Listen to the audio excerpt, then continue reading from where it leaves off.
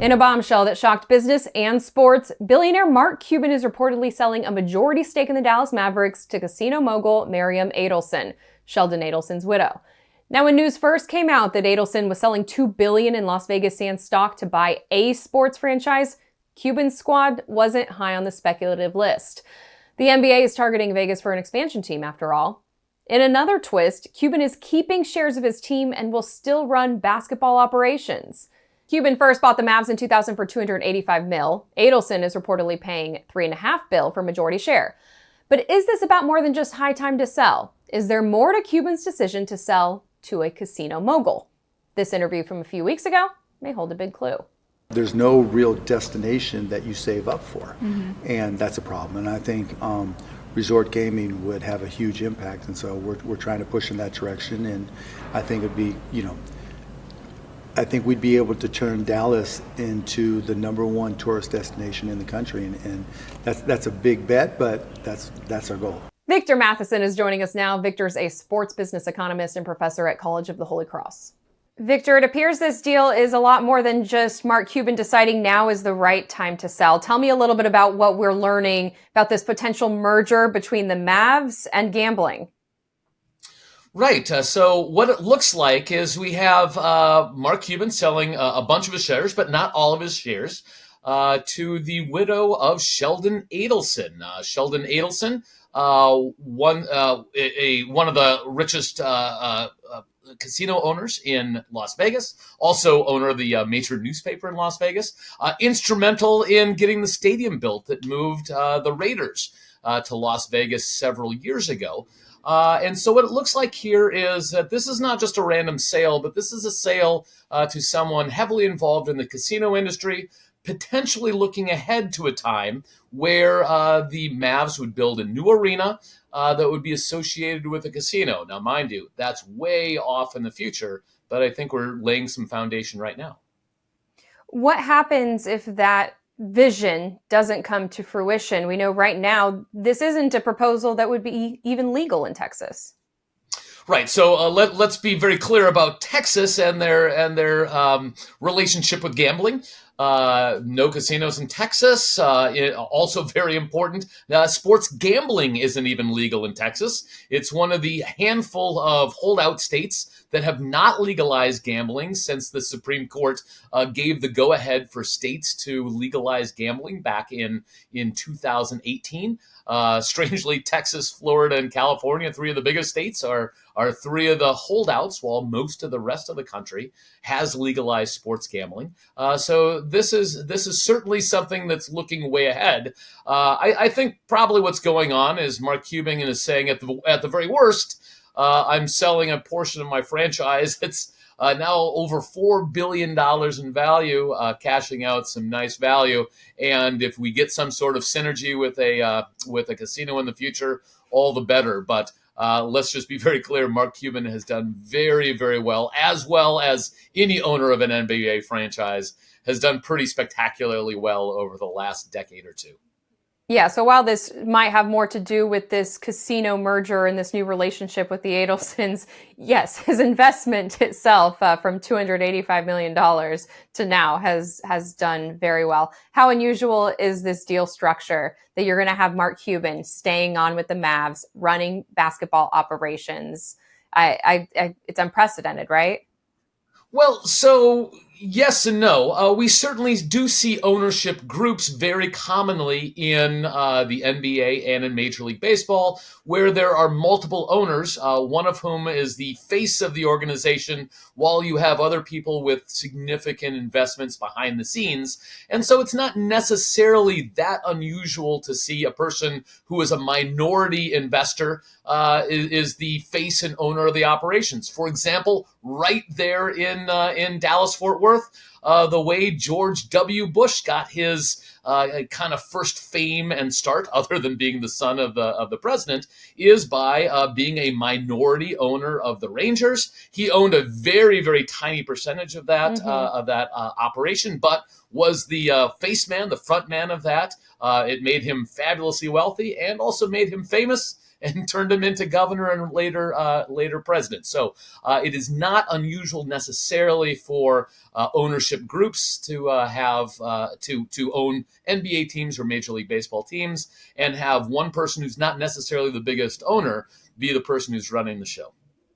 Yeah, where does Miriam Adelson and the family get from this? I was running through the list when it came out that she was selling $2 billion in stock. On what sports team she was going to buy the Mavs? Not on my list. Really thought that she was going to be picking something in Vegas. That seemed to make a little bit more sense to me. Is this just a good investment right now? Yeah. Is this the way of sports franchises?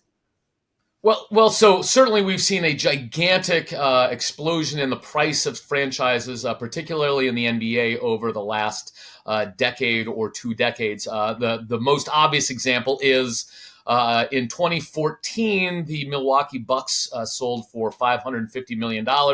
They just sold earlier this year for over $4 billion. That'd be roughly the same sort of franchise value that is implied by the Dallas Mavericks deal here. So again, gigantic explosion in franchise values.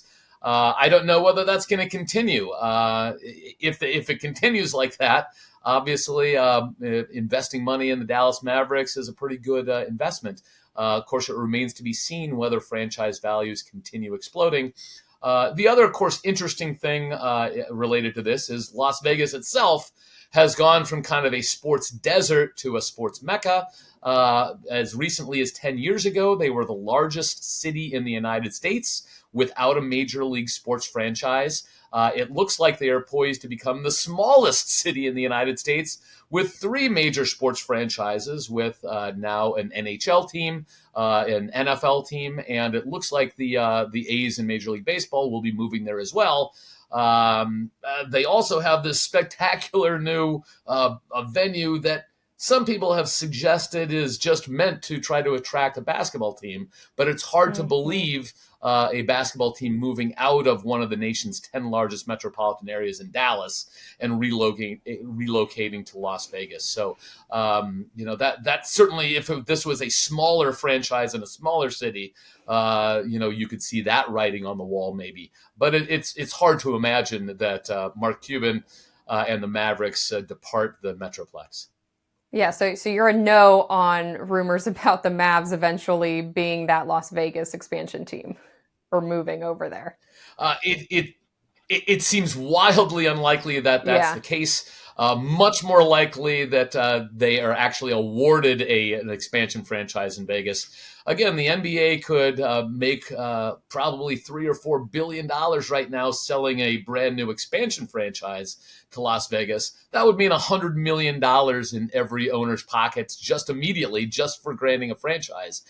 So it's hard to imagine them allowing a team to move, again, out of one of the 10 largest metropolitan areas to Vegas, when if they really want to cover that market, they could do that by selling a brand new franchise and pocketing that cash. Okay, so super hypothetical then is what I would label this question under.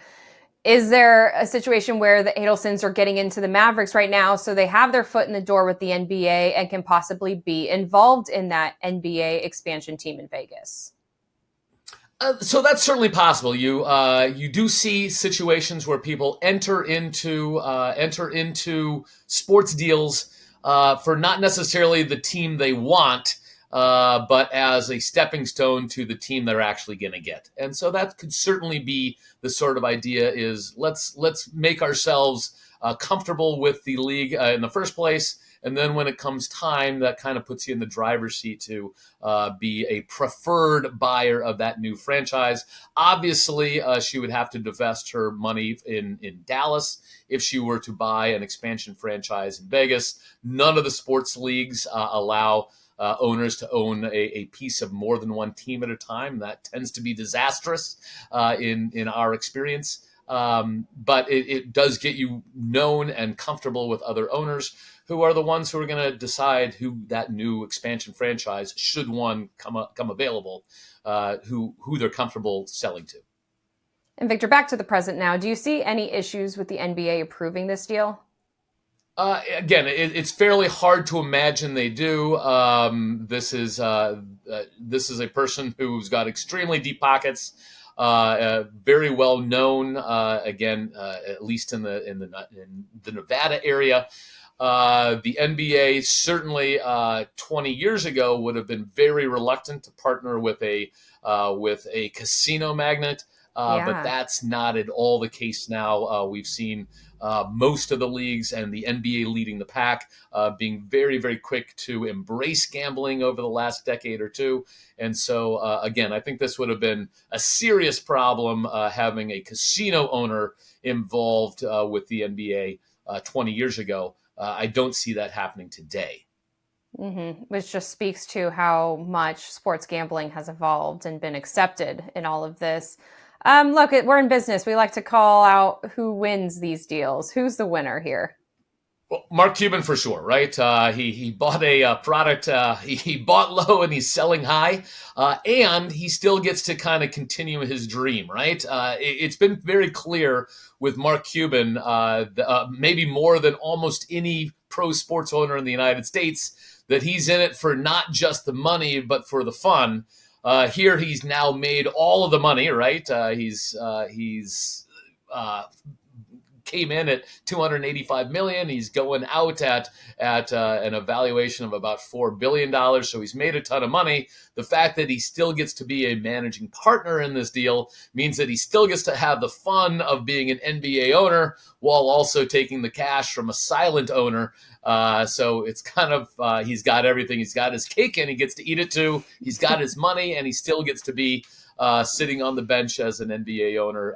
And again, I don't think there's anyone who's ever had more fun managing an NBA team than Mark Cuban. He couldn't have scripted it better. Victor Matheson, thank you so much for your time today. Thank you for having me.